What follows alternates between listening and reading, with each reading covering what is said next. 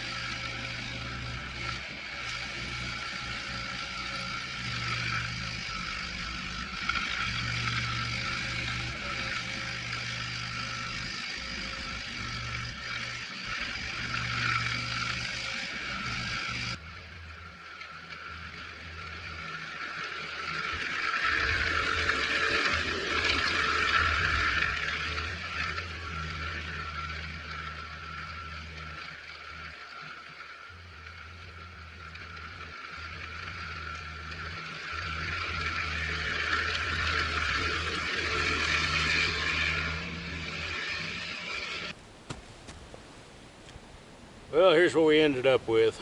That's a 30-inch culvert, which makes it 36 inches in diameter total. It's 20 feet long, spans all the way to the other side of the road. There were some old concrete fillings in here, so I used to stand them up. Got to make a flood barrier a little bit. So it's in there. Had to dig about the last 1.5 feet in depth by hand, as there's an electrical cable down there somewhere. They're usually between 4 and 6 feet deep. Don't know exactly, and it's hard to tell. Even with the locate guys, it's kind of hard to tell exact on the depth. So found a phone line while I was in there too. There's a couple old phone lines running through here that are no longer in use anymore. Funny story on that, when they first moved into this house, they laid a temporary line, and the temporary line became a permanent line for multiple years. How do I know this? This actually is my mom's property. So yes, the crazy old dog lady is my mother. So I arrived in town a few days ago, and this pretty much washed out immediately. So like I said, I'm in here fixing this one up, but overall not too bad. It needs to dry out for a few days and get a couple loads of rock on top of it. We're probably going to use what we call 3-inch minus or fist-size rock with some of the crusher fines in between. In this country, you get granite. Where I was at out west, we got limestone all the time.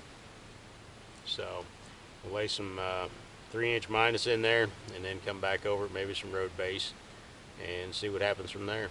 So hopefully the trucks can get in here this week. I have to use tandem axle dump trucks, and I'm sinking walking across it. I'm sinking with the Mini X, and my truck is sinking too. So like I said, give it a few days, let it dry out, and we'll see what happens. So hopefully Mom will be happy with it. See if we can get her down here in a little golf cart in a little while.